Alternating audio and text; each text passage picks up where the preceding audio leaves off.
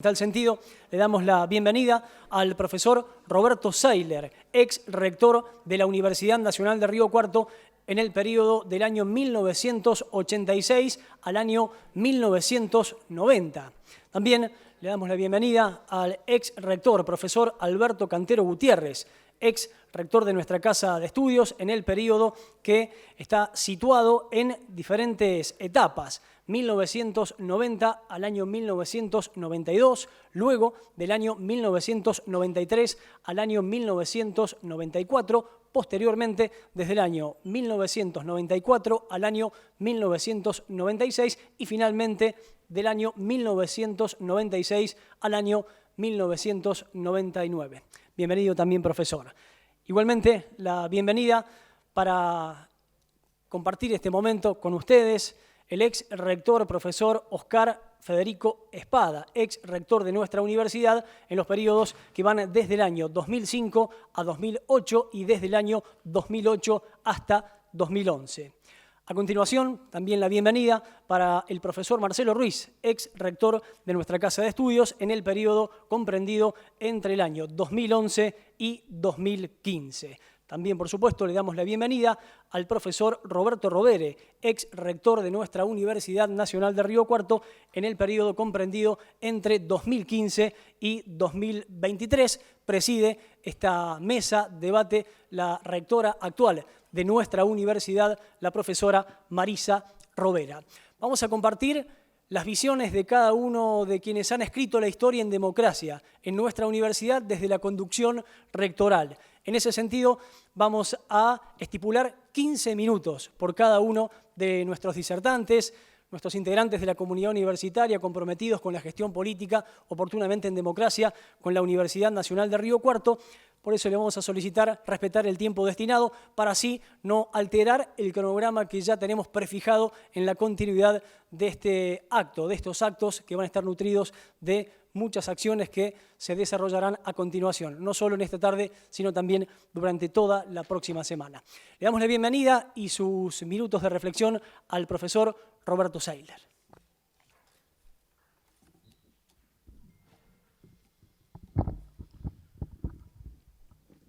Buenos días a todos.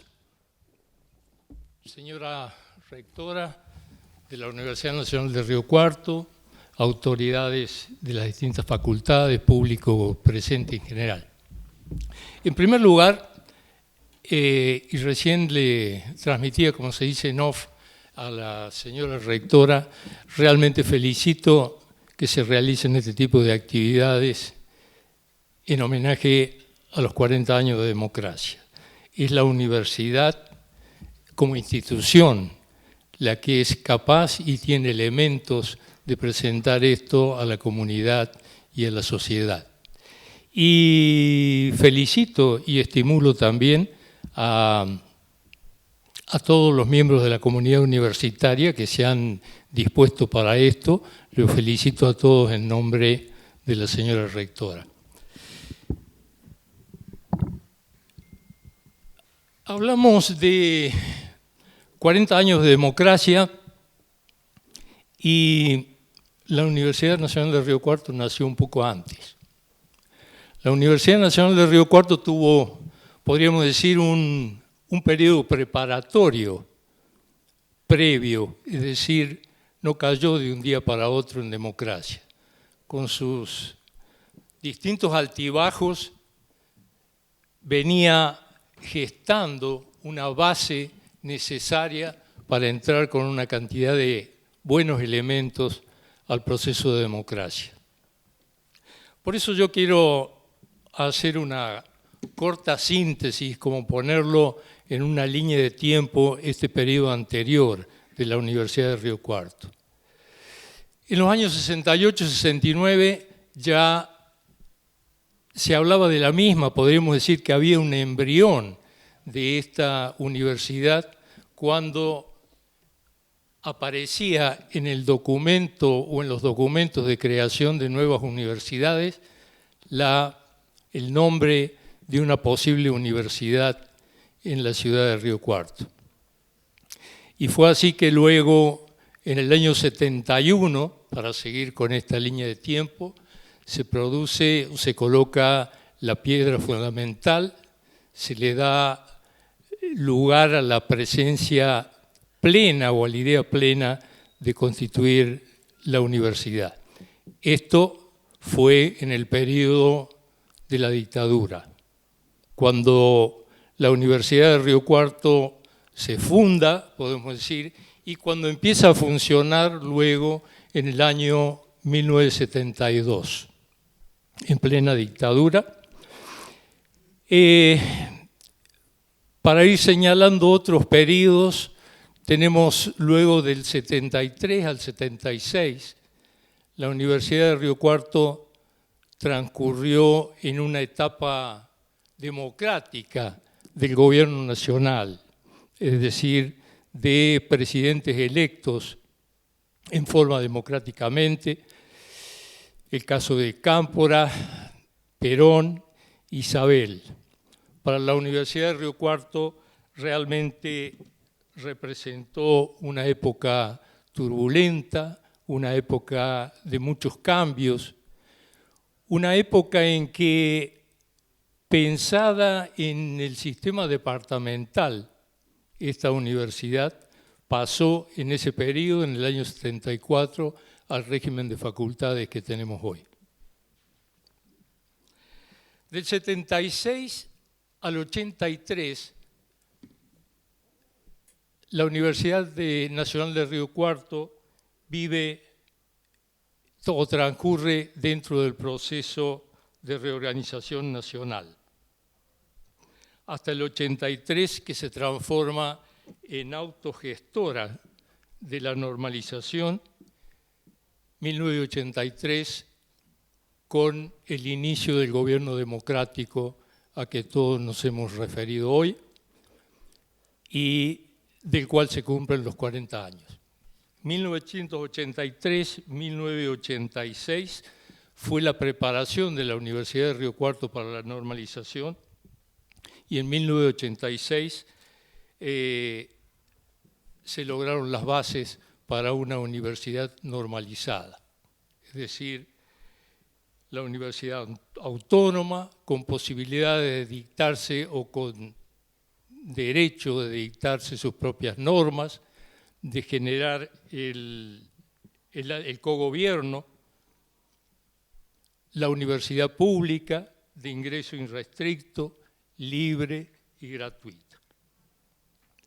En esa sintética línea de tiempo que yo les hacía notar hace un momento, ocurrieron una tremenda cantidad de hechos, y esos son los que yo califico como un periodo preparatorio de la Universidad Nacional de Río Cuarto. En todos esos periodos, la universidad, con distintas tasas seguramente, pero siguió creciendo en forma permanente. En esa época que cité de la Universidad de Río Cuarto ocurrieron hechos históricos, íconos realmente importantes en la historia y que también dejaron sus ejemplos. El Cordobazo en 1979, el Mayo francés. Todos estos dejaron experiencias fuertes y también en alguna manera fueron capitalizados en la universidad. Mi experiencia en la Universidad Nacional de Río Cuarto comenzó en el año 72, justamente en el momento de su comienzo efectivo o inicio efectivo. Llegué con mis primarios antecedentes como docente universitario desde la Universidad Nacional de Córdoba, a presentarlos, que en ese momento todavía existía la posibilidad de concurso, a presentarlos en un lugar que todavía mantiene parte de su estructura, que es donde está el jardín, y eso era el rectorado de la universidad. Quedan allí y en ese lugar, digamos, los veía esta mañana al pasar, tres emblemas. Uno es la edificación, que en buena parte se mantiene como de aquella época. Otra son dos testigos silenciosos de sombra, dos magnolias que todavía están allí de aquella época. Y enfrente de esto, el testimonio de la creación de la Universidad de Río Cuarto, la colocación de la piedra fundamental en esa piedra negra que puede verse escrita, que puede verse al frente del jardín. Desde ese momento en la universidad fui pasando por distintas funciones, es decir, como base dedicado plenamente a la docencia, pero era un momento de participar en distintas comisiones, direcciones de departamento, la histórica comisión de construcciones de la universidad, en la cual se analizaba cómo esta universidad seguía creciendo o cuáles eran los próximos edificios. Bueno, todo esto siguió transcurriendo en mi vida hasta la máxima responsabilidad que me cupo como primer rector electo al final de la universidad normalizada, al final del periodo de normalización y el inicio de la ciudad normalizada. Con mis 36 años en ese momento, pero tengo que decir que todos éramos jóvenes. Todo el equipo que me acompañaba era muy joven, la universidad era joven, y bueno, tratamos de hacer lo mejor posible. Como nota anecdótica, recorriendo por ahí algún lugar, como al pasar alguien me dice, así que vos fuiste rector. Y sí, digo, algunos errores uno comete en la vida.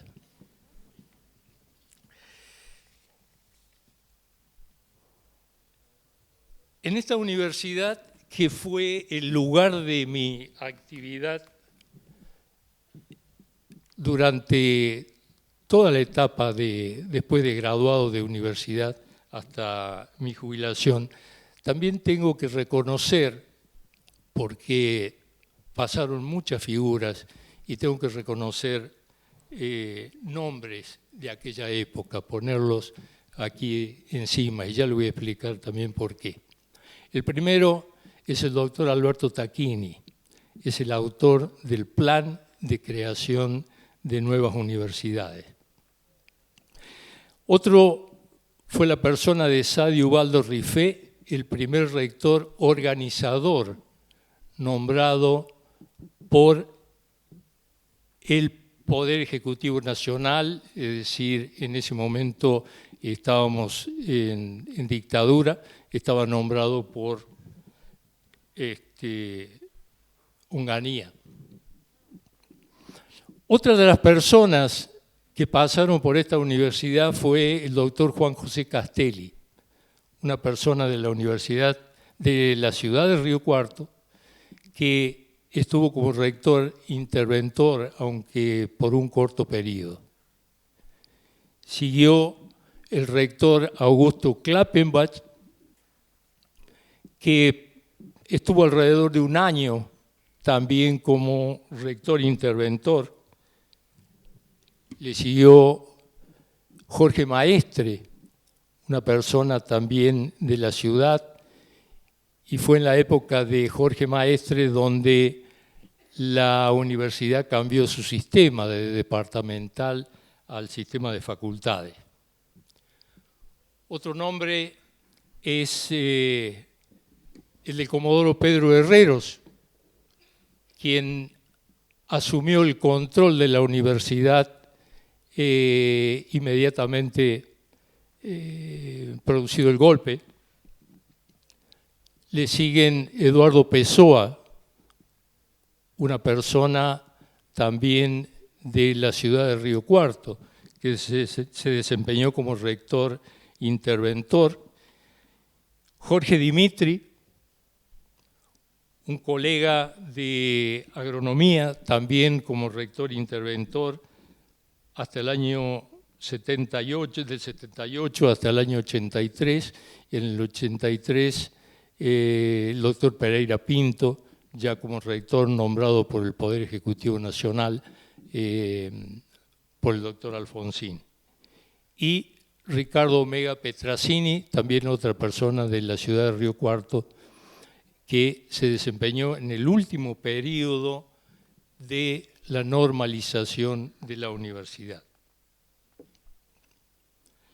No abro juicio respecto de estas personas en cuanto a las personas mismas, pero sí los nombro porque los rescato como eslabones de una cadena con distinto brillo, distintas formas, que hicieron que la universidad pudiera llegar a lo que llegó más adelante.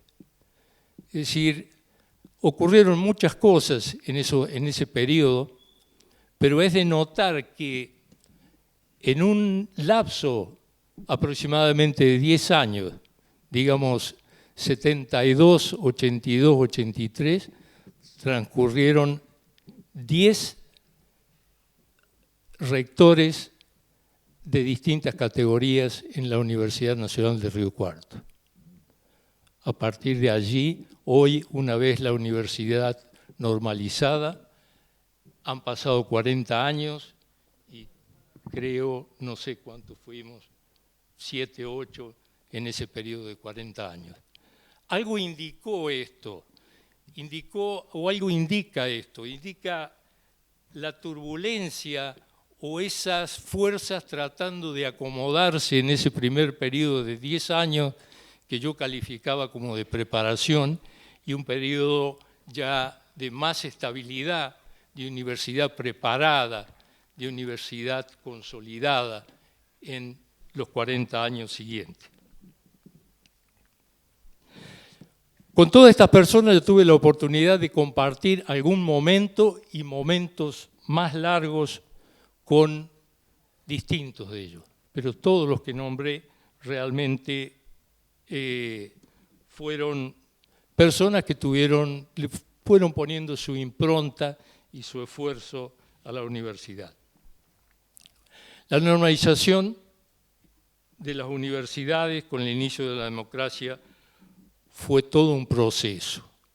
Se inició con la firme decisión del doctor Alfonsín y como anécdota en off, el ministro de Educación y Justicia, Alconada Aramburu, le dice: presidente, con las universidades, ¿qué hacemos? Alfonsín le dice: vamos adelante a la democratización con todas las fuerzas.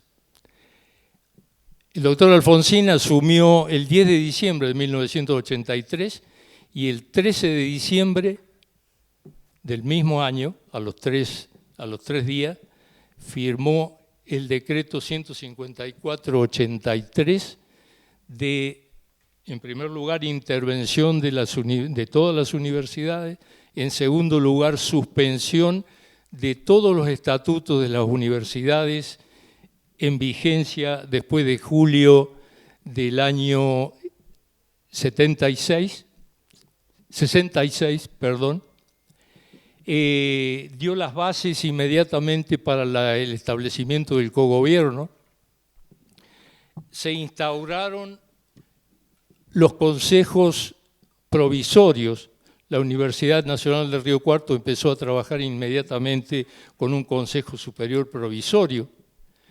Este estaba presidido por el rector Pereira Pinto, que había sido designado por el Poder Ejecutivo, y por otra parte los decanos de las facultades, que eran designados por el ministro de Educación.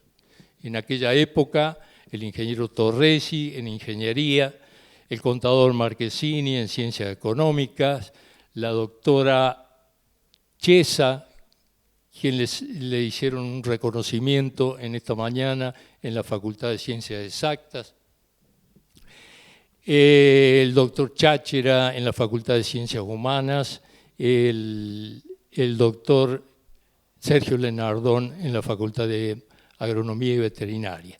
Esto constituía el Consejo Superior Provisorio, las facultades comenzaron a funcionar con los consejos académicos consultivos. También en ese decreto 154 del 83 se le establecía la presencia, el permiso o la identidad a la Federación Universitaria, a la formación de centros en cada una de las facultades y la participación también de los estudiantes en los distintos consejos y en lo que era la preparación para el futuro gobierno de la universidad. Profesor Zeller dispone de 3 minutos de su tiempo. Gracias. Voy a ser respetuoso de eso. La Universidad Nacional de Río Cuarto en ese momento no tenía estatuto, no había vivido nunca en democracia, vivió en democracia el periodo corto, ese que yo cité anteriormente, 73-76, pero no logró, en ese momento no se logró definir ninguna de las universidades como bajo el sistema democrático.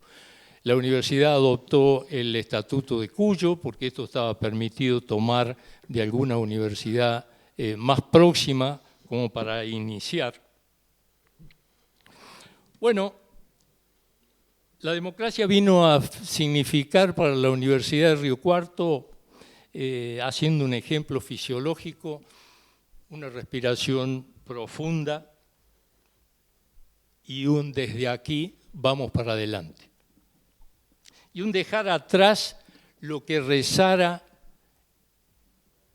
el manifiesto liminar de la reforma del 18. Los dolores que nos quedan son las libertades que nos faltan. Ya la Universidad de Río Cuarto tenía las libertades, le estaban dadas las libertades, y le quedaba por poner en acción más fuerte que nunca el lema creer, crear, crecer. Muchas gracias. El aplauso para quien ha sido rector de la Universidad Nacional de Río Cuarto en el periodo 1986 y 1990, profesor Roberto Zeller. En esta mesa de debate de ex rectores de la democracia nos está faltando uno, el querido y entrañable profesor Leonidas Cholaki Soari, que ha estado conduciendo esta universidad allá por 1999 y hasta 2005. En este acto también queremos reconocer su labor, su compromiso para con la educación pública, para con la defensa de la misma y también para la defensa a ultranza de los valores democráticos. Si les parece, compartimos un aplauso.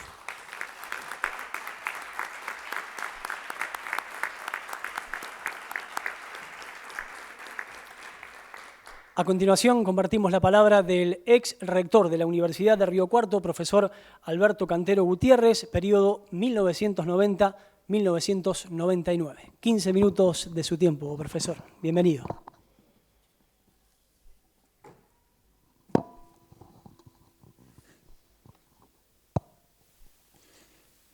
Bueno, muy buenos días, querida rectora, muchas gracias por organizar este encuentro. Y bueno, un muy buen día a todos y un fuerte abrazo. Cuando hablamos de democracia y en un acto institucional, sin lugar a dudas, debemos recordar a Ricardo Petrasini, a Leonidas Cholaki y Justo Sorondo Bando, que era también vicerrector en su momento. Todos, en su dimensión, hicieron grandes aportes para el desarrollo de la institución. 40 años de democracia. 2/3 de la población argentina nacieron en democracia, viven en democracia. Entonces se deben de estar preguntando, pero ¿por qué estos 40 años de democracia si lo entendemos como algo normal? Toda nuestra legislación, la Constitución, etcétera, etcétera, hablan de democracia. Y entonces a mí me surgía la pregunta, ¿qué importancia tiene? Y la importancia es enorme, es muy, muy grande, porque no son solamente 40 años de un hecho simbólico. Y para eso permítanme unas pocas palabras para recuperar algo de la historia, compartiendo con el rector Seiler toda esa historia, solamente agregarle un poquito más atrás, desde antes del año 68, ya en la década del 60, los riocuartenses y la región estábamos luchando para que hubiera una universidad en Río Cuarto. Yo trabajaba en una tienda e incluso vendíamos estampillas para tener cospeles, para estar comprando bolsas de cemento para hacer el edificio de una universidad que se hizo ahí donde está ahora al lado la Escuela de Agronomía. Ahí se comenzó a hacer y nació la Universidad del Centro de Río Cuarto y estuvo funcionando hasta que después tuvimos nuestra verdadera Universidad Nacional. Es el reconocerle a toda una región toda la impronta que puso la ciudad de Río Cuarto para que realmente hiciera esa gesta popular y regional y tener una universidad. La señora rectora, ustedes decanos, vicerrectora, han expresado todos los conceptos sobre realmente valiosos conceptos, maravillosos conceptos sobre la democracia, su contenido, sus obligaciones, la visión institucional y la visión en el seno de la vida familiar. Permítanme dos reflexiones. Yo he vivido tres pérdidas de democracia. Una, tenía 11 años, en el 55, trabajaba como empleado de comercio y estudiaba a la mañana, iba a la escuela primaria, a la tarde trabajaba. Entonces, solamente en la época del 55 tuve conocimiento como espectador, nada más, y por lo que los mayores decían, del bombardeo de la Plaza de Mayo y de la cantidad de muertos que hubo. Bueno, después ya mayor me enteré que la cantidad de muertos del bombardeo de la Plaza de Mayo fue superior a lo que los nazis hicieron en Guernica antes en la Guerra Civil Española. Y después que en septiembre se perdió, también hubo un cambio de Estado, un cambio de gobierno y con todas las consecuencias posteriores de fusilamientos, etcétera, y proscripciones. Ese fui espectador. En el año 66, al doctor Ilia, un verdadero demócrata también de Argentina, se lo saca. Hay un golpe de Estado, predecido también por críticas, etcétera. Ese fue el golpe de Onganía. Vino la noche de los bastones largos, es cuando el ejército interviene en la Universidad de Buenos Aires y hay una persecución y sobre todo al sistema científico, porque todo el sistema universitario en el 66, yo había ingresado en la Universidad Nacional de La Plata, se expresó muy en contra de la interrupción de una vida institucional. Ahí ya fuimos actores. En primer año, en la Facultad de Agronomía de la Universidad de La Plata, declaró la huelga luego de la noche de los bastones largos y durante 3 meses estuvimos de huelga hasta que en noviembre volvimos a clase. El otro golpe de Estado de interrupción fue el del 66. En marzo del 76. En marzo del 76, el golpe de Martínez de Oz Videla realmente fue un genocidio. Yo quiero decirlo con total claridad. Fue un genocidio selectivo que sufrió nuestra patria. Un genocidio y selectivo porque fueron jóvenes, dirigentes y gremiales, estudiantiles, intelectuales, gente comprometida con la participación, el desarrollo y la inteligencia y la nación, la que fue elegida y fue destruida, que había ya comenzado con la AAA en el gobierno democrático luego que falleció Perón y Isabel Perón tomó el poder. Tanto la AAA como lo que ocurre en el 76, pero sobre todo en el 76, fue la brutalidad más alta que tuvo nuestra patria con la tortura, con las masacres, con el robo de bebés, con la muerte de muchos compañeros, de muchos dirigentes, de muchos riocuartenses incluso, que sufrió nuestra patria. Por eso es un genocidio y es selectivo, y por eso tiene la enorme importancia de estar hablando de 40 años de conmemoración de la recuperación de la vida en democracia.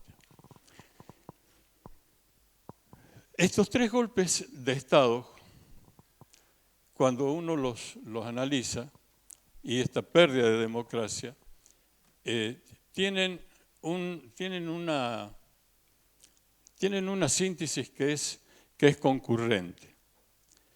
Primero, hubo todo un trabajo psicológico en base a las posverdades, y sobre las posverdades se fue generando el enfrentamiento ficticio de la ciudadanía argentina por valores que no eran trascendentes para la nación, pero sí los fabricaron para que tuviéramos discordias entre nosotros por cuestiones que no eran los centrales.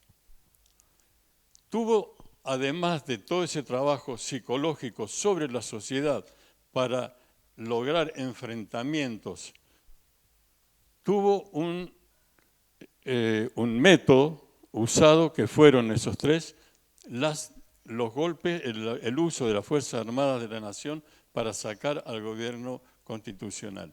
Y tuvo un objetivo central, los tres tuvieron un objetivo central, que fue el saqueo de los recursos naturales del país, y fue el endeudamiento del país, y fue la explotación de los trabajadores para ser apropiado la esencia de su ganancia por los grandes grupos financieros. Todos tuvieron concurrentemente un objetivo, con un método que fue la brutalidad militar y con una preparación, como les decía, de lograr enfrentamientos ficticios entre nosotros, los pobladores de la patria. Pero ocurrieron también después periodos que no fueron con no fueron con el método de la destrucción, sino que fueron los objetivos logrados a través del trabajo psicológico de la gente. Nos tocó en 1990 con un neoliberalismo de Cavallo Menem, y nos tocó después ya en el siglo XXI con otro presidente que no voy a nombrar, pero generó también un gran endeudamiento y el mismo objetivo, pero con otros métodos provenientes del manejo de las tecnologías de información y comunicación, y con el manejo de toda una capacidad de usar esa comunicación no ya con la brutalidad militar, sino con la comunicación y con todo el manejo que posteriormente hemos llamado como inteligencia artificial, pero que ya estaban, los algoritmos ya se estaban desarrollando y así se usaron. Yo quiero significar entonces que cuando tenemos enfrentamientos entre la propia población, donde nos alejan del objetivo central, que es la esencia de vivir en democracia, como tanto han dicho la señora rectora, vicerrectora y todos los decanos, la esencia de lo que significa vivir en libertad con la diversidad y buscando la justicia en la distribución de la riqueza, la soberanía de la nación. Esos objetivos se pueden y se están logrando ahora de otra manera. Y es muy importante este encuentro de hoy pensando el momento que estamos viviendo.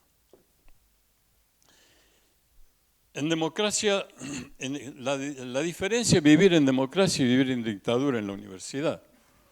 El señor rector de la dictadura fue el que quemó 700 libros. Me tocó cerrar eso y no he logrado todavía las imágenes de la fogata de libros acá en la plazoleta San Martín. Pero no es solamente que vinieron. En dictadura, para entrar los estudiantes, los docentes, entrar en la universidad había que registrarse ante las autoridades militares y de seguridad en la puerta de entrada. Había persecución, había incluso persecución, había identificación de qué estaba pensando cada una de las personas y tuvimos desaparecidos. Esta aula tiene un nombre. Silver es otro nombre. Es decir, entrar a la universidad con el registro de quién estaba y el que pensaba diferente, ser denunciado y después ser perdido o ser echado de la universidad, eso era vivir en la dictadura. No es solo un nombre, no es solo un periodo, era la pérdida total de la libertad, de la esencia de la vida, del país.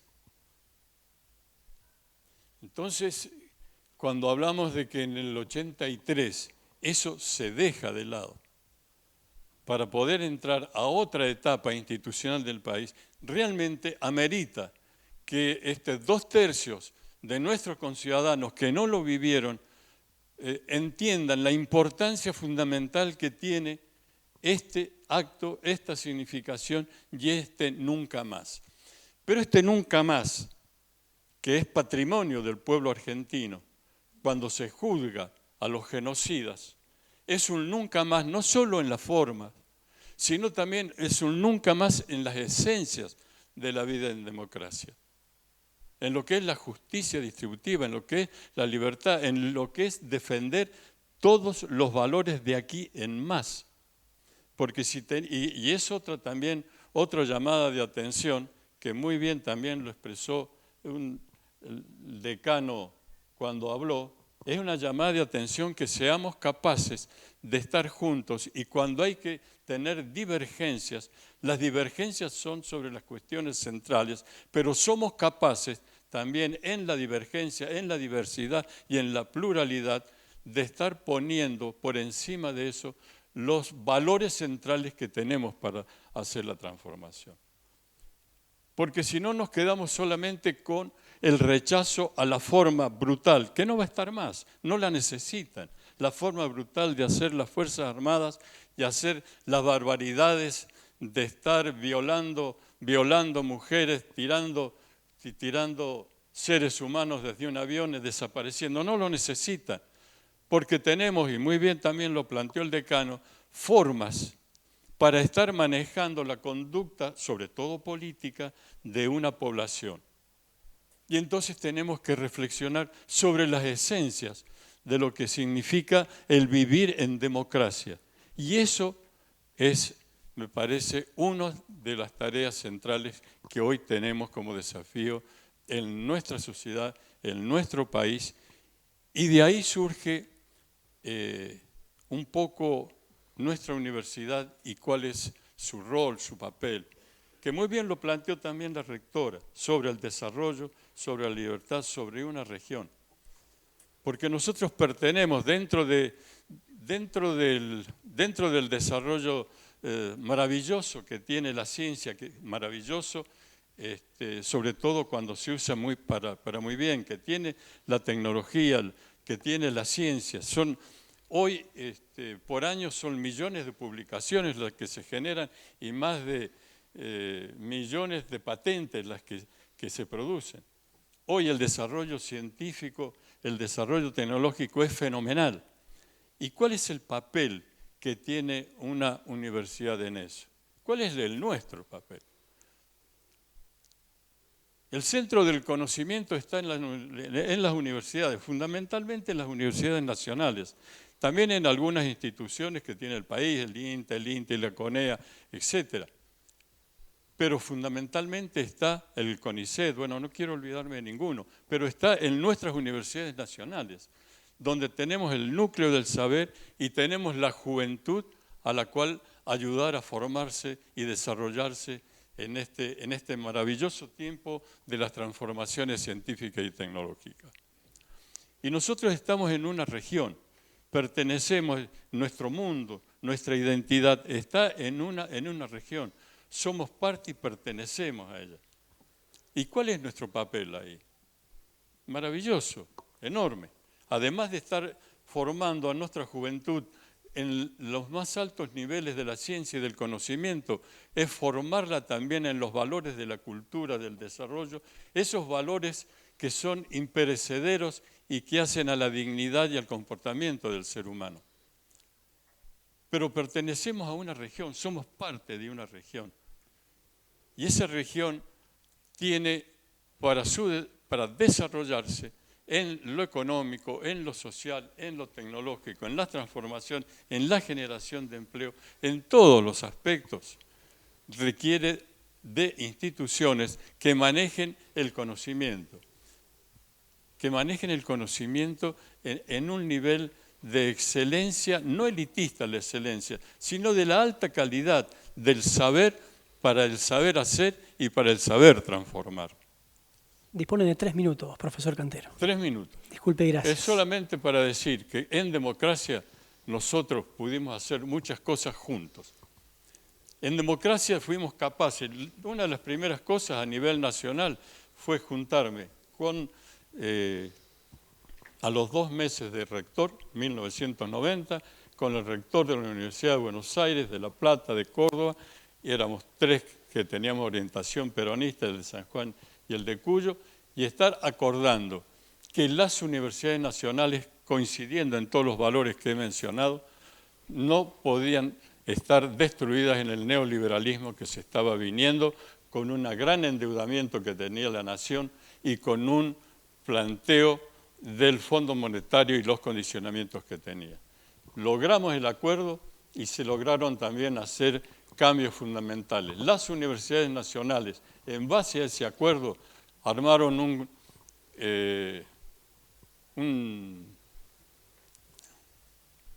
También fue un acuerdo firmado con el ministro de Educación, con el presidente de la Nación, fue acta de la concertación universitaria en 1990, donde el Poder Ejecutivo se comprometió y cumplió de duplicar el presupuesto de universidades. Nos comprometimos a que no se iban a provincializar.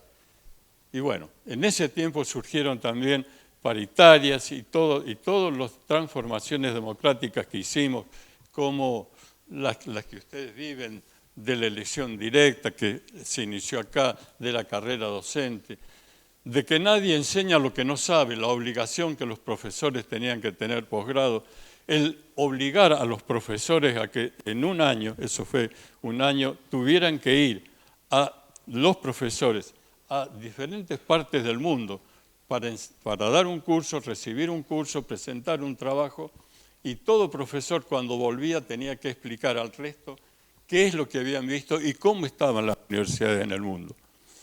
Y así fuimos logrando hacer una universidad de excelencia con protagonismo regional y que merece la pena ser vivida en democracia. Simplemente felicitar nuevamente a todas las autoridades y decirles que no nos confundan los tiempos. Merece la pena estar estudiando, trabajando, recuperando todos los valores centrales de la vida y luchando por ellos. Bueno, no quiero expresar mucho más, sino que la experiencia nos muestra que el vivir en democracia, como ustedes muy bien lo han dicho, es la esencia de la paz, de la justicia social y de una nación en libertad. Muchas gracias. Alberto Cantero Gutiérrez, ex rector de nuestra Universidad de Río Cuarto, periodo comprendido entre 1990 y 1999. Es el turno de darle la bienvenida y también la palabra al profesor Oscar Federico Espada, rector de nuestra universidad en los periodos comprendidos desde 2005 a 2011 en 2 periodos de gestión. Buen día, profesor. Bienvenido. Bueno, buenos días a todos y a todas.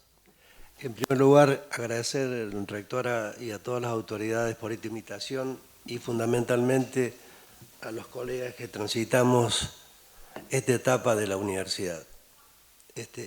Hemos tenido mucha suerte, realmente es que la gente nos haya apoyado y poder lograr cada uno en su medida alguna transformación que quedó disponible para esta institución.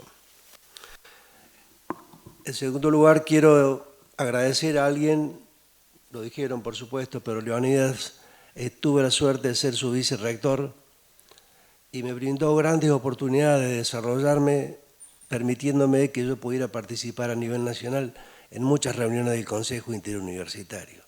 Y esto de alguna manera me brindó ciertas posibilidades que permitieron después tener la suerte de convertirme en rector. Algo que realmente, les digo la verdad, y por supuesto todos lo debemos sentir, es un orgullo, porque realmente poder trabajar en una institución de estas características y sobre todo en la parte formativa es muy importante.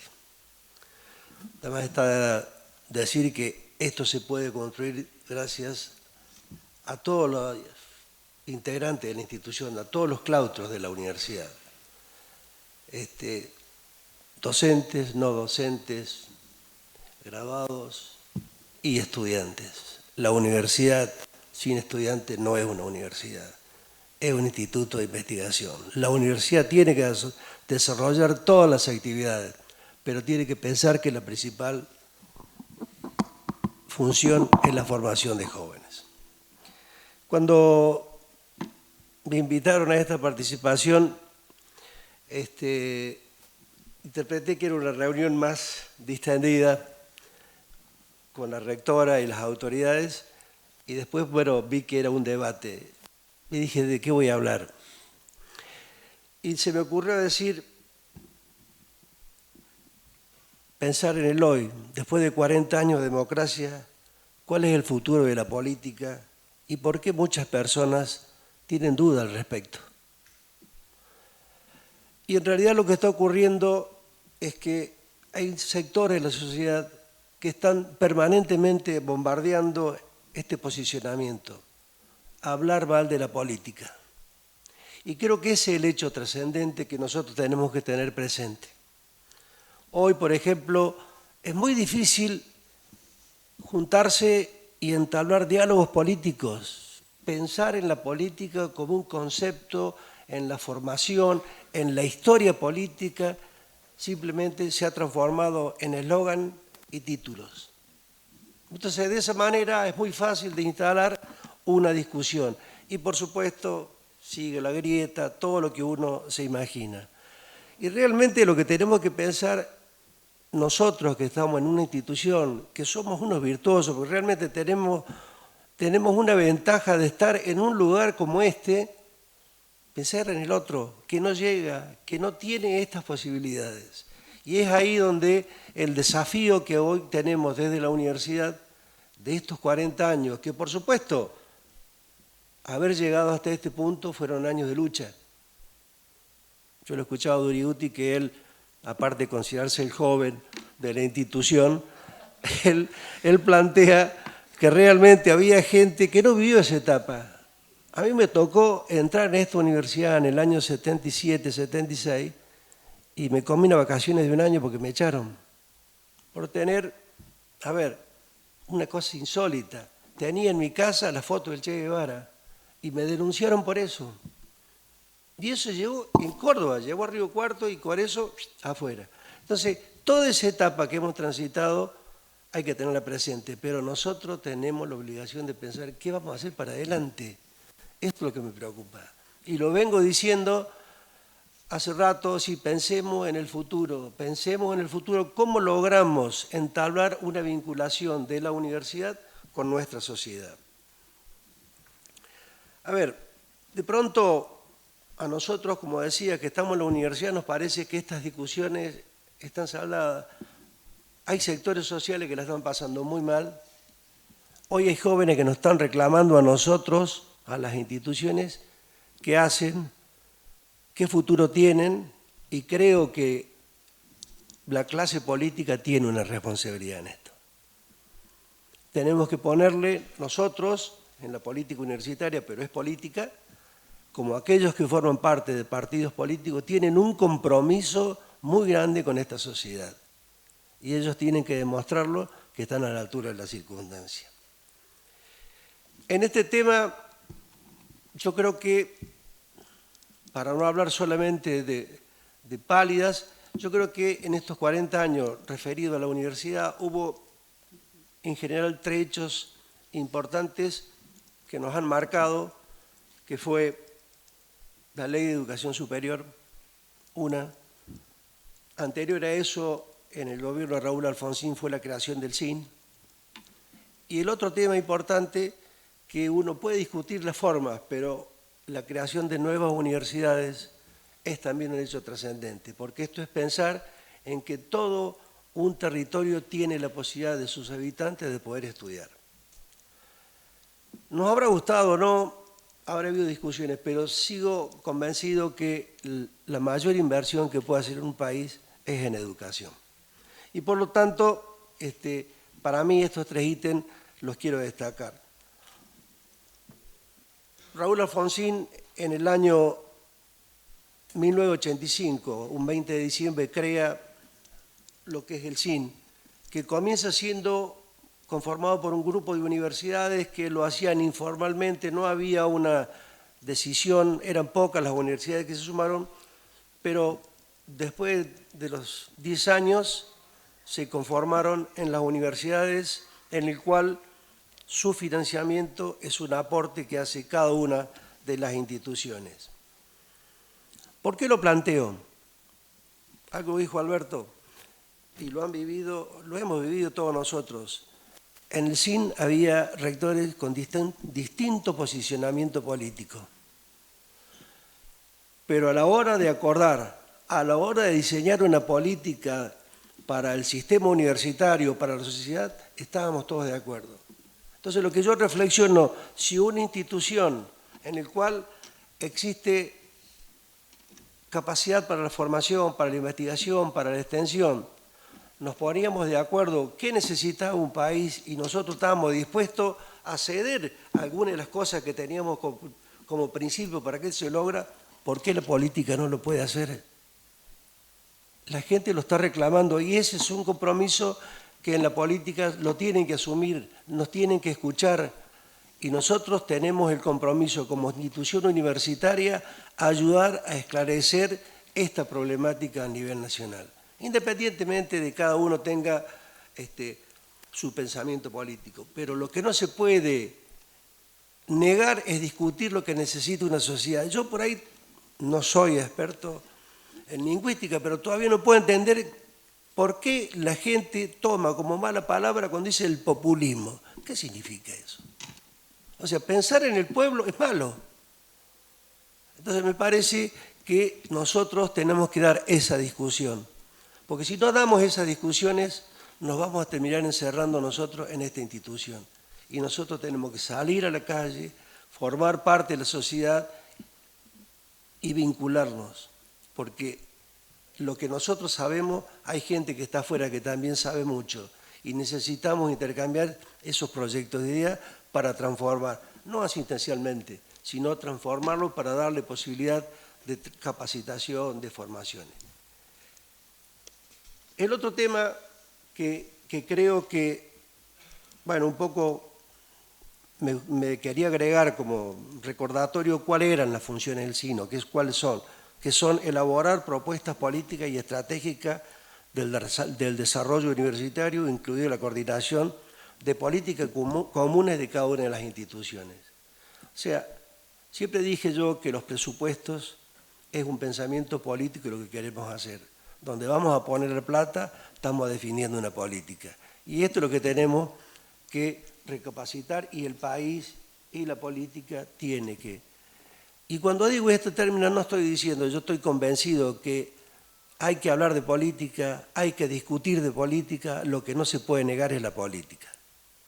Entonces, creo que de esta manera nosotros vamos a tener posibilidades. Si no, va a ser muy difícil, porque nos vamos a quedar con el recuerdo, y creo que nosotros tenemos que avanzar. Nosotros los docentes sabemos que no podemos tener un plan de estudio, no podemos tener un programa con 40 años. Tenemos que pensar en la política, tenemos que pensar en los próximos 40 años, qué le vamos a decir a los jóvenes. Y esa es la transformación que está necesitando el país. Y el otro tema que yo quería comentar, porque a veces cuando uno escucha ciertas propuestas políticas, a pesar de que estamos en veda, no voy a dar nombres, pero de todas maneras vale la pena decirla. La ley de educación superior, para los que estuvimos en aquella época, peleamos mucho, se hicieron modificaciones, se hicieron mejoramientos, no hace mucho. Y aquellos que peleamos, que luchamos en esto, nos damos cuenta que, a pesar de tener algunos errores que la misma sociedad, el mismo sector universitario lo anuló, nadie se le ocurrió hablar de arancel, la ley estaba ahí, pero nadie incurrió en esto. Tiene dos puntos que para mí son muy importantes. Primero, pensar que todas las universidades forman el sistema nacional. Los que nos diferencian son la gestión pública y privada. El gobierno nacional tiene la responsabilidad del control, el análisis de los planes de estudio, etcétera, etcétera. Que eso es el artículo 1 de lo que es la Ley de Educación Superior. Y el otro punto que me parece muy importante, el Estado Nacional es responsable de proveer el financiamiento, la supervisación y la fiscalización de las universidades nacionales como las privadas. ¿Qué quiero decir con esto? Para que esto cambie hay que cambiar leyes. Y los que les toca cambiar las leyes van a tener que definir de una vez por todas dónde están parados. Entonces, no es tan simple lo discursivo, sino que después hay que sentarse en una realidad, sentarse en un sillón para conducir, y todo esto nosotros tenemos que hacerlo notar. Y creo que una de las cosas importantes que también tenemos que tener presente, que el fenómeno de la autonomía y la autarquía, muchos lo están mirando con recelo. Tenemos que defenderlo, tenemos que atenderlo, pero también tenemos que tener como universitarios nuestro grado de responsabilidad del compromiso con la sociedad. Yo creo que nosotros, como docentes universitarios, en el transcurso de estos análisis que ha hecho cada uno de los colegas, las autoridades, que han hablado del compromiso que tiene que tener la universidad, nosotros principalmente somos docentes. Y como docentes tenemos el compromiso de la formación de los jóvenes. Y como compromiso esto de formar los jóvenes, no todo el mundo tiene esta suerte. Debemos aprovecharla, debemos aportar para esta solución. Yo recordaba, cuando hablaba Roberto, en la etapa esta de estatuto, concurso, etcétera, yo concursé en esta universidad y tengo la suerte de haber transitado 47 años en la universidad, en esta y en otras universidades. Y bueno, y como para despedirme, tuve la suerte, para quien tiene un pensamiento político, la jubilación me llegó un 17 de octubre. Muchísimas gracias. Agradecemos al profesor Oscar Federico Espada, ex rector de nuestra universidad, en el periodo comprendido entre 2005 y 2011. Le damos la bienvenida también, los muy buenos días, al ex rector de nuestra universidad, profesor Marcelo Ruiz. Su periodo de gestión estuvo comprendido entre 2011 y 2015. Adelante, profesor, gracias. Muchas gracias. Bueno, muy buenos días, rectora, vicerrectora, decanas, decanos, autoridades de las distintas, del rectorado de las facultades. Muchas gracias por la convocatoria, gracias a mis compañeros de trabajo docentes, no docentes y estudiantes que están aquí presentes, graduados y graduadas. Bueno, a mí me dieron como una suerte de consigna para hablar, así que voy a intentar pensar por lo menos algunos problemas que tienen que ver la relación entre universidad, democracia y derechos humanos. 1983 se le pone un límite formal al periodo dictatorial, cárcel, tortura, asesinatos, persecución y exilio forman parte del genocidio, como lo planteaba recién Alberto. La categoría de genocidio es importante, cometido por la dictadura militar con complicidad civil. Y nuestra universidad, como ya también lo han planteado anteriormente, nuestra universidad lleva una suerte de doble marca fundante. Por un lado, el entusiasmo y el reclamo popular desde la década del 60, ¿no?, por más educación para las futuras generaciones.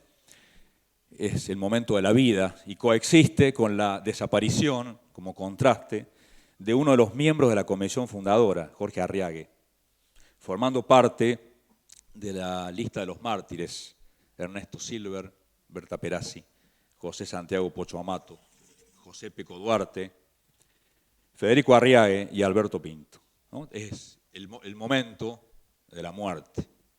Esa doble marca fundante, dos momentos de la fundación.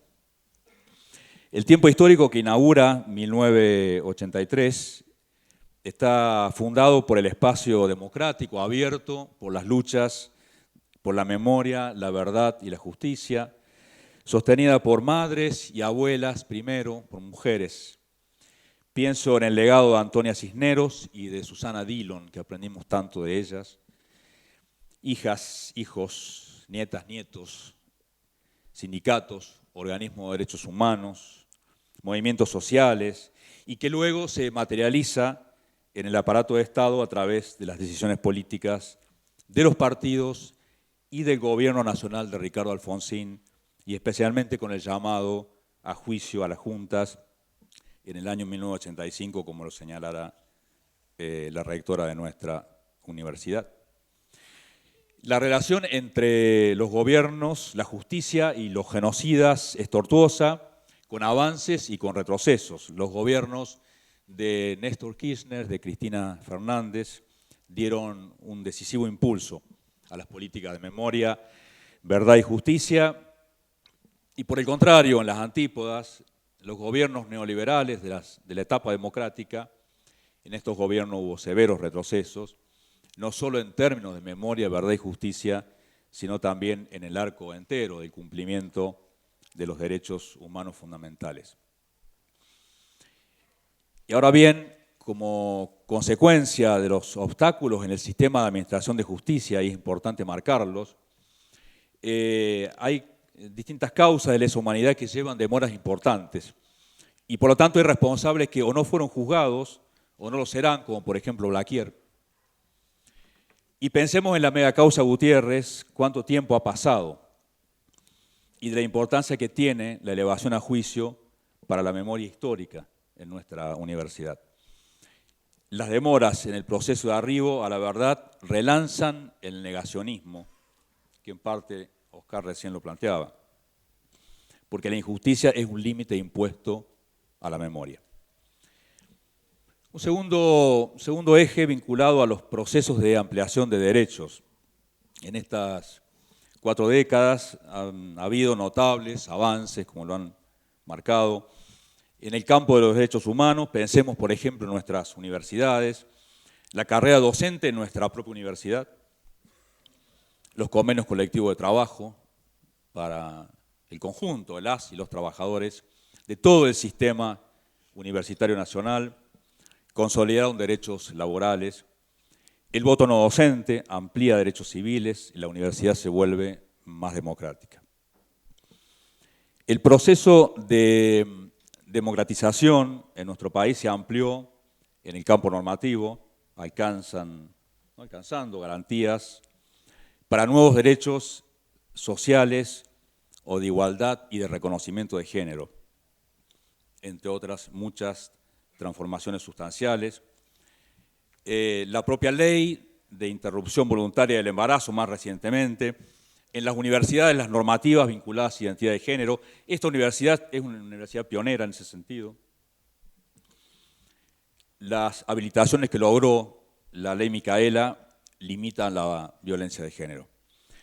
Ahora bien, este proceso muestra, en términos más generales, que sin sujeto colectivo movilizado y sin voluntad política de los gobiernos no hay transformación de la arquitectura jurídica y normativa. Otro punto, la insuficiencia democrática y la restauración conservadora. ¿Qué ocurre hoy?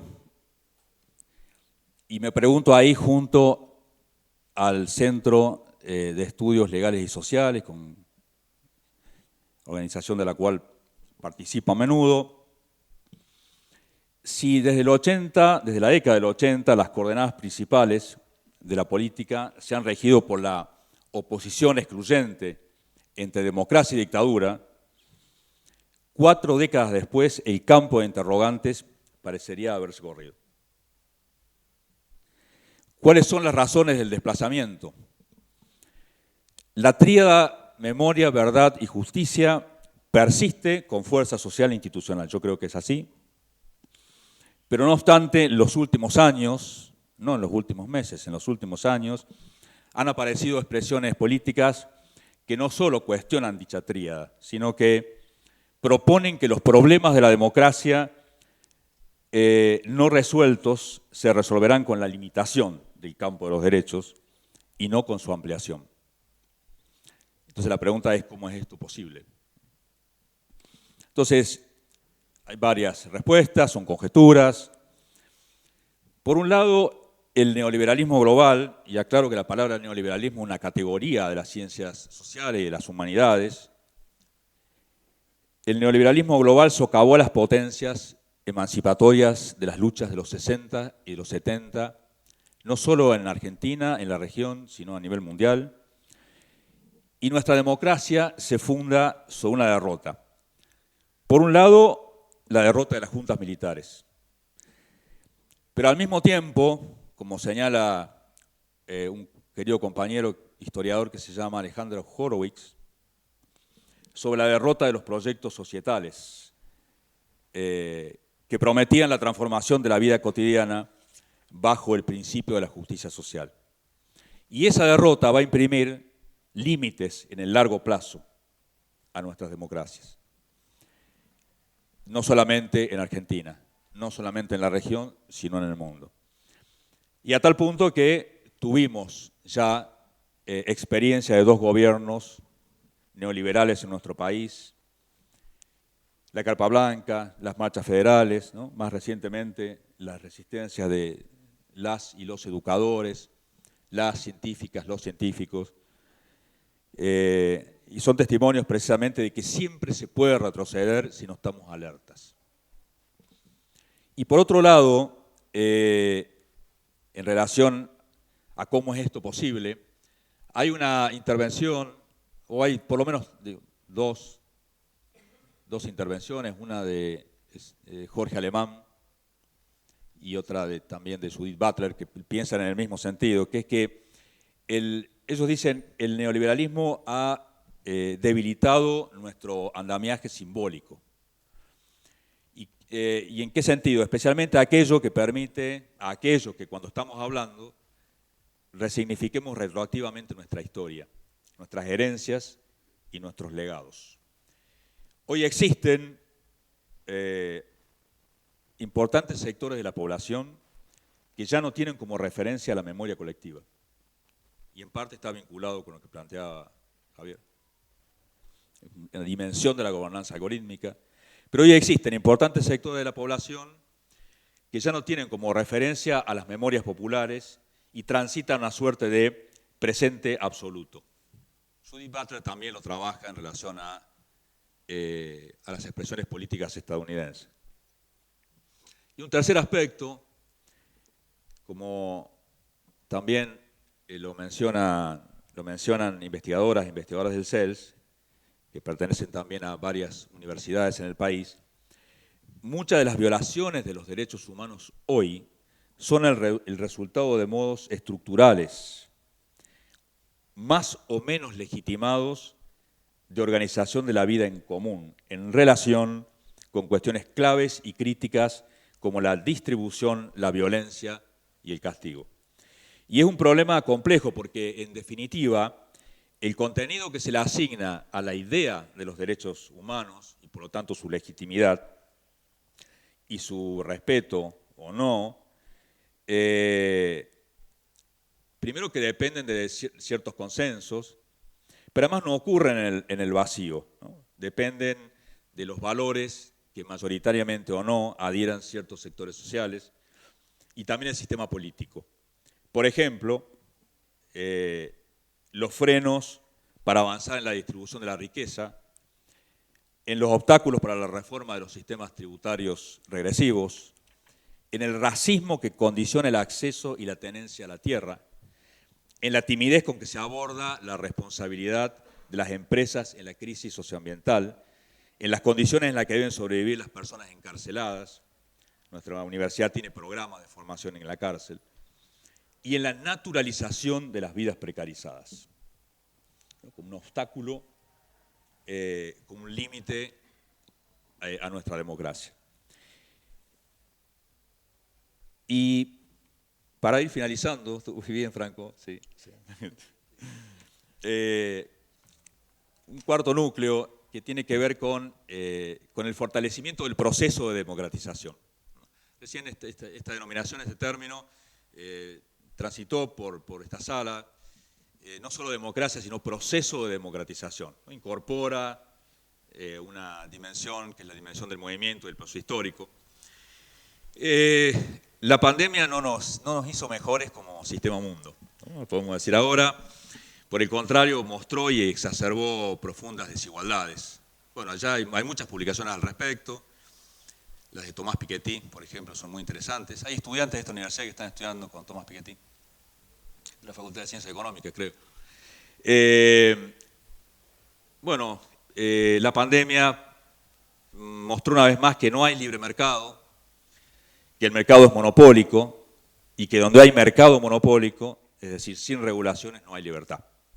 Y que muy pocas personas en el mundo tienen acceso pleno a bienes materiales y simbólicos y que por eso mismo, o sea, por su carácter minoritario, no defienden derechos, sino que defienden privilegios. Ahora bien, aunque la pandemia demostró la insuficiencia del Estado para garantizar el acceso pleno a los derechos, también demostró que los pueblos en los países centrales, o sea, con estados fuertes, en general, no en todos, pero tienen acceso a más derechos que nuestros países dependientes, con estados más débiles. O sea, es un sistema, un mundo desigual, con países centrales y periféricos. En nuestro país, sin nuestro sistema científico-tecnológico y sin nuestras trabajadoras y trabajadores del sistema sanitario, el coronavirus hubiera sido mucho más letal y destructivo. Estado, políticas de Estado, instituciones de la vida civil y solidaridad de las y los trabajadores sostuvieron derechos humanos fundamentales, incluidos nosotras y nosotros educadores, ¿no? Y también dijimos que cuando no hay movimiento social, es decir, cuando hay ausencia de sujeto colectivo, no hay procesos de transformación que puedan traducirse en nuevas normativas que garanticen derechos y políticas de Estado. Ahí hay toda una extensa y larga discusión respecto a la categoría de sujeto, que es bien interesante. Digo que, bueno, ustedes la conocen mejor que yo no soy un especialista ni en psicoanálisis, ni en sociología. ¿Cómo contribuimos nosotros, desde la Universidad Pública Argentina, con el proceso de democratización? Es decir, de consolidación y ampliación de derechos humanos, que es el eje que estamos pensando.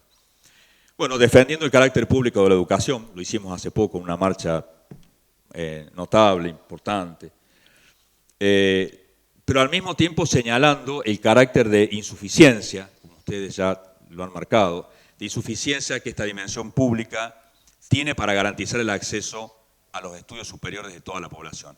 Y trabajando por una universidad más democrática. Solo un ejemplo, me pregunto.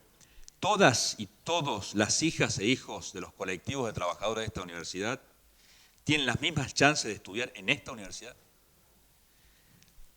Pregunta, ¿todas las profesiones tienen las mismas chances de apropiarse del mismo ingreso económico o en términos más generales del mismo capital material y simbólico? No. Entonces, la pregunta es, ¿qué podemos hacer para resolver estas desigualdades, por ejemplo? Y para finalizar, yo adscribo a esta idea de que es el Estado Nacional el que debe ser el garante del cumplimiento de los derechos de la población, al acceso de los bienes materiales y simbólicos. Es el Estado. Que garantice una vida íntegra, esta vida que es digna de ser vivida, acceso al trabajo, ingresos, jubilación dignos, a la tierra y la vivienda, a la educación, a la salud, a la cultura, y que forman parte de la dimensión concreta de los derechos humanos fundamentales.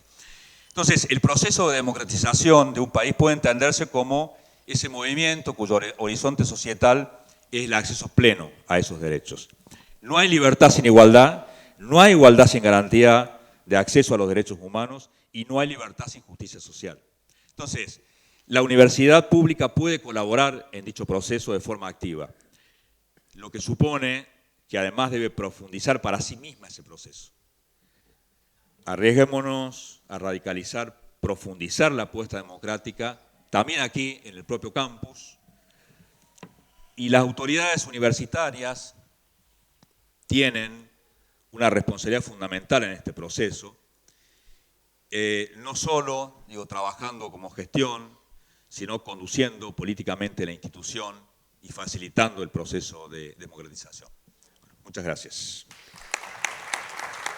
Agradecemos el aporte del profesor Marcelo Ruiz, es el rector de nuestra Universidad de Río Cuarto en el periodo comprendido entre 2011 y 2015. También queremos compartir la palabra de quien hasta 2023 ha sido rector de esta casa de estudios desde 2015, el profesor Roberto Rovere. Bienvenido y buen día. Bueno, muy buenos días. Muchísimas gracias, señora rectora.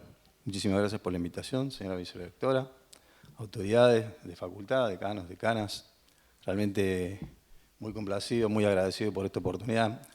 Agradecer especialmente a la comunidad universitaria que nos permite y se permite este espacio de reflexión en esta celebración, más allá de esa conmemoración, de estos importantes y significativos 40 años de democracia ininterrumpida.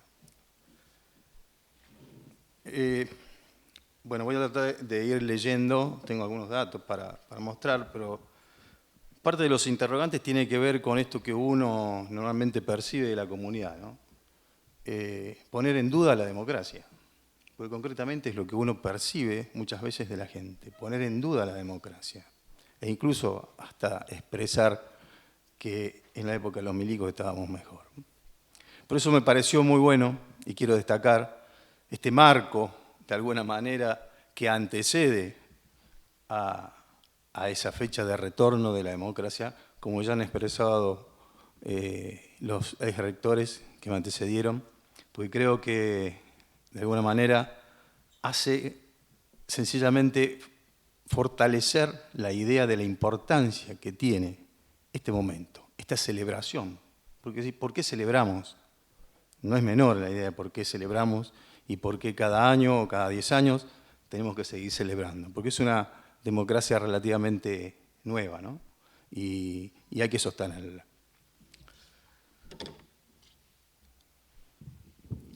Para iniciar, yo quisiera citar una expresión en una parte de un párrafo del discurso de quien es honoris causa, doctor honoris causa de esta universidad, el expresidente Raúl Alfonsín. En su discurso ante el Congreso, una partecita sobre el final, muy conocida, donde él expresa que la democracia es un valor aún más alto que el de una mera forma de legitimidad del poder.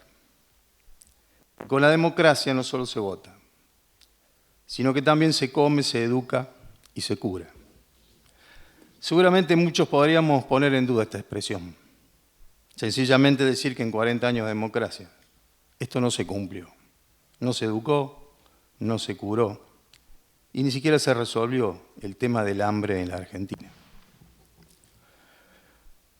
Creo que es importante que al menos para considerar esto, quizás tomemos algunos datos.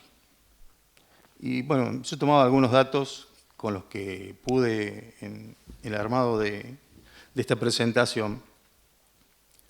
Algunos publicados en el año 2018 con datos e informes del INDEC a través de una publicación del diario Clarín, algunos datos de la Secretaría de Políticas Universitarias, de las publicaciones de Ariana Puigros. Bueno, quiero un poco mostrar estos números porque creo que esto es importante. En materia de salud, los datos del INDEC indicaban que la tasa de mortalidad infantil cayó de 29,7, estamos hablando de 30 defunciones cada 1000 niños nacidos vivos en el 83, a prácticamente 10 niños por cada 1000 en el 2016. Que además la población entre 1 y 4 años redujo la mortalidad un 73%, mientras que en los niños de 5 a 14 años bajó el 53%. Todo esto, en definitiva, también, sumado a los resultados de las mejoras en la salud, que significaron que la esperanza de vida haya subido 6 años, es decir, pasando del 70,2 en el 83 al 76,5 en el 2016. Uno entiende que esto es producto de medidas, de estrategias políticas y decisiones políticas acertadas en materia de salud. Entre tantos datos negativos que uno percibe sobre análisis y opiniones de la calidad educativa, que muchas veces se reflejan como resultado de los resultados de las pruebas PISA famosas, por supuesto que hacen dudar sobre los avances de educación en estos años de democracia. Sin embargo, las tasas de cobertura del sistema han crecido de manera sostenida en todos los niveles, pero fundamentalmente en el sistema universitario. Puigros en el 2006 justamente expresa, dice, en todo el país, entre el año 83 y 87, se duplicó el número de estudiantes universitarios. Creció el 27% el estudiantado en la enseñanza media y el 14% en la educación primaria. Por supuesto, a un ritmo mucho más alto que el que se percibía ya en el momento de la dictadura. El número de niños en educación preescolar se duplicó y la cantidad de estudiantes inscritos en establecimientos del Consejo Nacional de Educación Técnica se elevó de 182.700 en el 83 a 219.000 en el año 87. De acuerdo a los datos de las encuestas de hogares procesadas por la Universidad Nacional de La Plata, en 1980 solo el 54% de los jóvenes en edad de estar en el secundario efectivamente iban al colegio. Pero esa tasa de asistencia trepó al 62% ya en el año 92. En los 90 cambia la cobertura de los datos y ya no se toman los datos a partir del índice, sino a través de las 15 principales aglomerados de la Argentina. Y arroja que la tasa de escolarización secundaria crece del 64% en el 92 al 80% en el 98. O sea, un importante número en pocos años. Entre el año 98 y el 2003 la asistencia sube del 78 al 85%, esto es medido en 28 centros urbanos del país. Y por último, entre el 2003 y el 2017 la cantidad de jóvenes que estudian en el secundario crece del 76 al 91%. En el sistema de educación superior en el año 80, solo el 16% de los que habían concluido la secundaria en el área metropolitana del Gran Buenos Aires seguían estudiando. Para el año 92, la tasa de cobertura habría trepado al 20% de la mano de la democratización de las universidades. Obviamente se duplicó la matrícula, por supuesto a partir del libre acceso, ¿no? En los años 90, consistente con la creación de las nuevas universidades, volvió a duplicarse la matrícula y la tasa de cobertura en las 15 principales ciudades argentinas pasó del 22 al 27% de la población en edad de asistir a la universidad. Según datos de la Secretaría de Políticas Universitarias, entre el año 2006 y 2016 el número de estudiantes se incrementó en un 19,7%, el número de inscriptos en un 27% y el egreso se incrementó un 47%, que es un dato no menor si pensamos que una de las problemáticas principales que tenemos es la tasa de egreso, ¿no?, en todo el sistema. Tengamos en cuenta que el sector estatal concentra el 80% de los estudiantes del sistema universitario, como decía Alberto, es decir, ahí incluye también el sistema de gestión de administración privada. La población estudiantil en el año 2021 era de 2.065.000 estudiantes. Pensemos que hacia el 83 estábamos en algo más de 400.000. En materia de pobreza e indigencia, es donde parece más difícil contestar la pregunta. Primero porque recién se empezó a medir en el año 88 y segundo porque siempre se han ido cambiando las metodologías a lo largo de 30 años. Pero se estima que en 2006 la economía tenía 5,79 de su población con necesidades alimentarias insatisfechas. Un número muy similar, 5,19 de 2082, que es el último dato que se dispone de la época de la dictadura. Uno podría decir que no hemos movido la aguja, ¿no? Quizás el punto más débil de esta democracia que nos toca transitar. Con el inicio de la democracia se puso en marcha el Programa Nacional de Normalización Institucional, con el Decreto 154 del 83, como ya se ha expresado. El sistema universitario nacional retoma su autonomía y su autarquía, algo que es fundamental.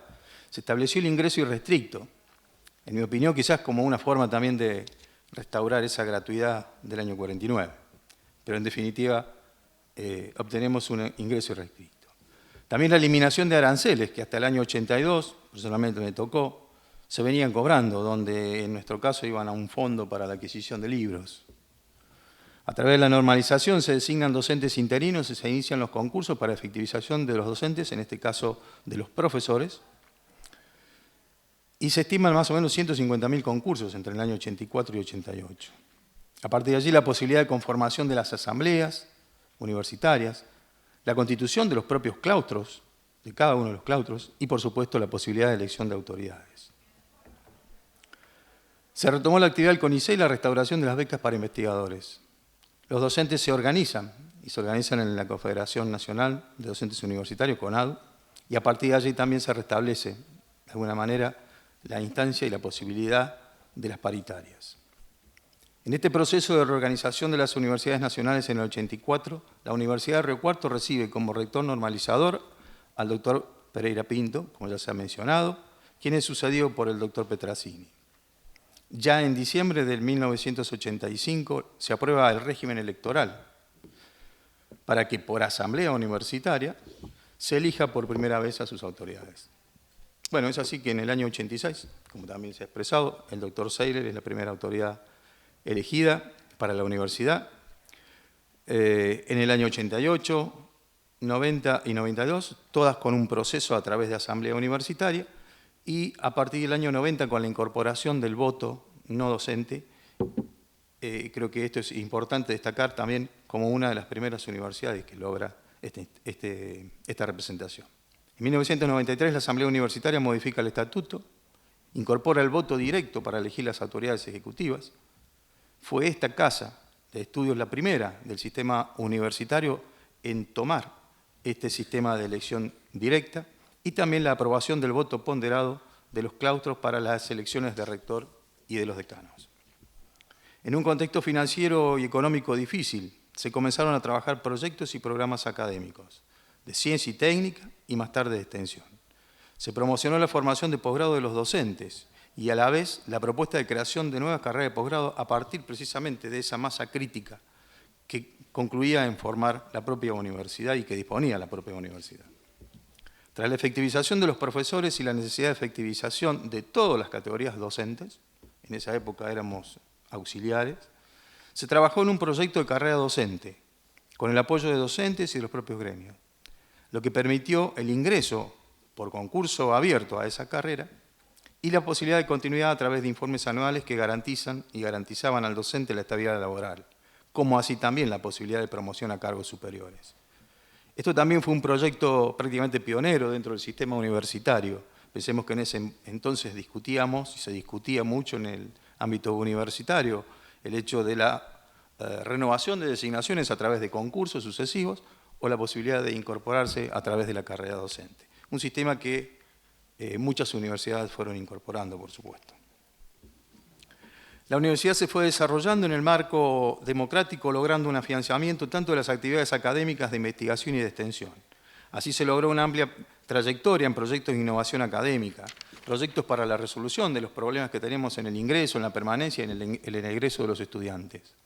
Adecuación de los planes de estudio e implementación de las currículas semiflexibles. Pensemos que ya en el año 97 la universidad comenzó a trabajar y a implementar los primeros programas semiflexibles. Todo ello, por supuesto, también en el marco de la conformación de las comisiones curriculares permanentes. A ello debemos sumar las acreditaciones nacional y de Mercosur, tanto de carreras de grado como de las carreras de posgrado. También condiciendo con la creación, por supuesto, de los organismos de control y de evaluación de las carreras de grado y posgrado a nivel nacional. La universidad también fue pionera en la incorporación de las prácticas sociocomunitarias al currículo, con el objeto de vincular a los estudiantes con las problemáticas y necesidades del contexto social en el cual interactúa la propia institución. ¿Cuántos programas y desarrollos puede mostrar la universidad hoy? Gestados en un marco de autonomía y autarquía universitaria que le permitieron la sostenibilidad del sistema democrático a 40 años ininterrumpidos desde su recuperación. ¿Cuántos años de intentos de implementación de políticas de corte neoliberal en el ámbito de la educación pública superior? Con una ley de educación superior discutida, con fondos del Banco Mundial para introducir inversiones privadas en las áreas sustantivas como investigación, posgrado y áreas culturales. Entiendo, humildemente, creo que fueron hábilmente sorteadas para garantizar no desvincular la responsabilidad del Estado en ser el responsable en la garantía del derecho a la educación superior. Creo que ahí uno puede hablar de realmente una eficiencia en la utilización de esos recursos sin perder de vista la importancia del rol del Estado en el derecho a la educación. Debemos destacar también, como se ha expresado, la creación del Consejo Social, el Observatorio de Derechos Humanos, la participación dentro del marco del Consejo Económico y Social de la Ciudad de Río Cuarto. Tras la superación de la crisis del 2001, con propuestas de un Estado presente, se alcanzó un crecimiento económico del país y con ello mayores inversiones en el sistema, con mejoras salariales, mejoras de infraestructura, becas para estudiantes de carreras estratégicas, grandes inversiones en ciencia y técnica y el aumento en el porcentaje del PBI para la educación. Así se fueron gestando la Ley de Financiamiento Educativo, la Ley de Educación Técnica Profesional, la Ley de Educación Nacional que reemplaza a la Ley Federal de Educación, la creación de 16 nuevas universidades nacionales, fundamentalmente en el conurbano, el programa Progresar, bueno, la mal llamada Ley Puigros, pero que de alguna manera reafirma, ¿no?, la responsabilidad del Estado en garantizar el derecho a la educación superior. En fin, políticas que buscan garantizar y asegurar el derecho a la educación para todos sus ciudadanos. Más allá de estos altibajos económicos y sociales, de esta breve historia democrática, la pandemia del COVID también generó una crisis de dimensiones sociales, políticas y económicas en una sociedad ya desigual, donde se acrecentaron las desigualdades de género, las generacionales, con diferentes relaciones de distintas generaciones en un mundo digital que pesó más sobre las personas mayores y sobre los jóvenes, y las desigualdades educativas, desde sus condicionantes habitacionales, del acompañamiento familiar, de los recursos tecnológicos, del acceso al material, y fundamentalmente a las capacidades de los docentes, aspectos al que no todas las escuelas o universidades pudieron acceder para dar una solución de igual manera. Todo significó un inmenso desafío para adecuarnos a las circunstancias, y en el que las universidades debieron reorganizar su dinámica tradicional de funcionamiento, migrando así a las actividades académicas de modalidad virtual, iniciando un periodo de enseñanza remota de emergencia. Pensemos que muchas universidades no tienen y no tenían experiencia ni normativa, ni conectividad o infraestructura suficiente para llevar a cabo esta modalidad. En fin, con muchas críticas respecto a las mejoras en la calidad educativa, a la fragmentación social, tanto en el acceso a la salud como al mercado del trabajo. Creo que hay indicadores y logros alcanzados en estos 40 años de vida democrática que de alguna manera nos permiten creer y confiar que con una democracia consolidada y con una real vigencia de los derechos humanos, sin duda, se come, se educa y se cura. Creo que en estos momentos actuales, en un proceso previo a elección de los representantes del presidente de la Nación, sin duda, o presidenta, estamos en una vorágine de información, de opinión, que realmente nos aturde. Pero como universidad, pensemos como universidad, no somos el centro de la problemática de los gobiernos nacionales. Somos una partecita, y también somos una partecita que somos parte de los gobiernos, ¿no? Del gobierno nacional. Y entonces tenemos estas responsabilidades que nos caben en brindar, como también han expresado, esta responsabilidad desde lo político, sea partidario o no partidario, pero desde lo político, de dar la información necesaria, de brindar asesoramiento a aquellos que les toca gobernar. Me parece que también es importante, como educadores, pensemos que no estamos solamente para la educación de profesionales desde lo técnico. En realidad estamos formando ciudadanos. Y cuando uno escucha las opiniones de los jóvenes, quizás porque no han vivido estas etapas previas a esta de hace 40 años, no tengan la dimensión de qué se juega en cada elección de los representantes o quienes van a representarnos en el gobierno nacional. Y esto realmente preocupa, porque creo que también es parte de una falencia que tenemos los propios docentes, ¿no? Con esta cuestión de si damos participación al partidismo o no al partidismo dentro del ámbito de la universidad, si los estudiantes deben trabajar y conformar en sus centros de estudiantes, con este devenir de las TICs, donde estamos muchos pensando en que podemos trabajar en forma remota. A mí me preocupa esto del trabajo remoto de un docente. ¿Quién le da la posibilidad a un estudiante de contactarse con sus contextos que tiene la sociedad o de su vida diaria o de las problemáticas que tiene la nación, si no tiene posibilidad de estar face to face con un docente y plantear estos problemas o plantear sus problemáticas y que el docente le dé su mirada? Puede ser partidaria, sí, por supuesto, pero va a tener una visión de lo que uno necesita como país. Y también transmitir la responsabilidad que ellos también tienen, porque, vuelvo, no son solamente profesionales, son ciudadanos con responsabilidad y tienen responsabilidad ante esa sociedad que les dio la posibilidad de tener esta herramienta que es el título que otorgamos cotidianamente y que realmente nos alegra, ¿no?, de pasar esa instancia. Pero para mí es una gran preocupación. Y el devenir de la tecnología creo que también dificulta la comunicación, que se inicia desde el núcleo familiar y por supuesto en lo institucional. Estamos muy presentes, pero la real confianza en la comunicación se logra con el estar presente. Y creo que la presencia de los estudiantes en los ámbitos de la universidad, y hablo de los ámbitos físicos de la universidad, es importante. Tenemos que buscar tener estudiantes, tenemos que buscar que los estudiantes estén discutiendo con nosotros estas cosas.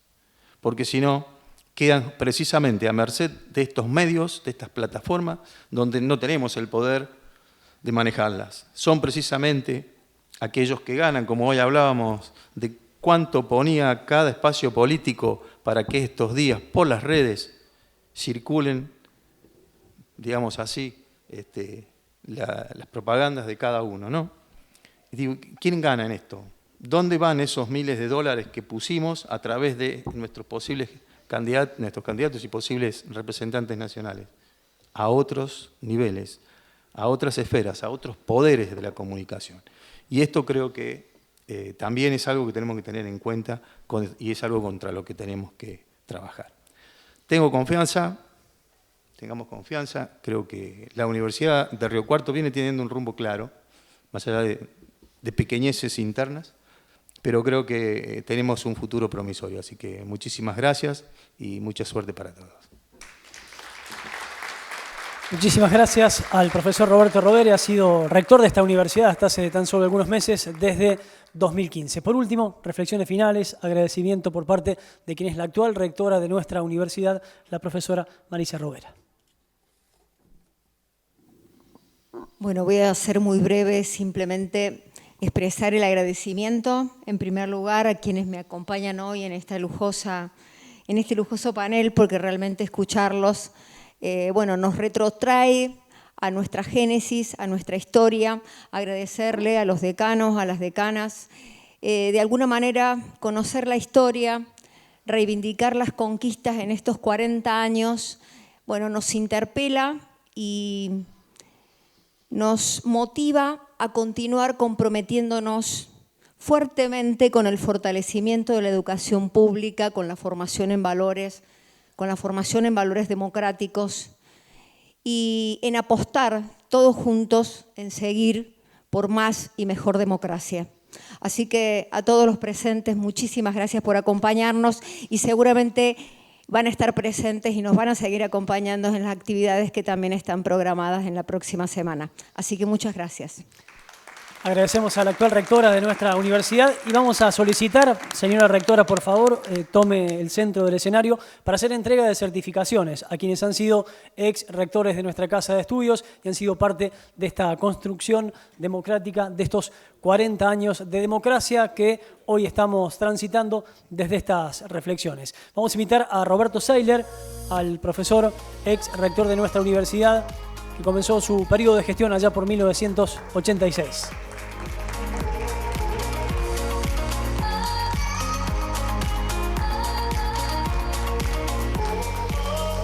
Convocamos a continuación al profesor Alberto Cantero Gutiérrez, rector de nuestra universidad desde 1990 y hasta 1999.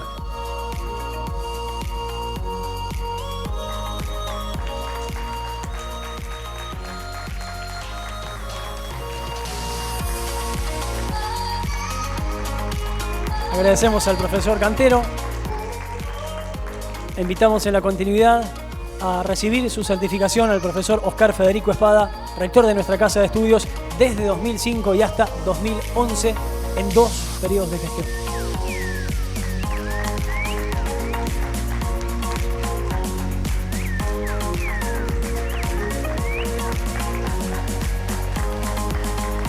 También, por supuesto, hacemos entrega a Marcelo Ruiz, ex rector de nuestra universidad, periodo 2011-2015.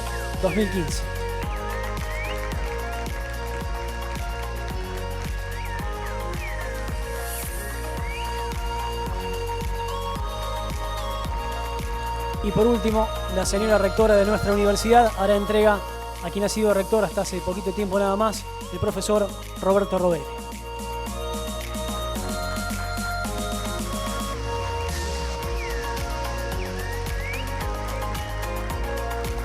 Y si les parece, podemos hacer también un aplauso en la vocación del querido profesor Leonidas Cholac.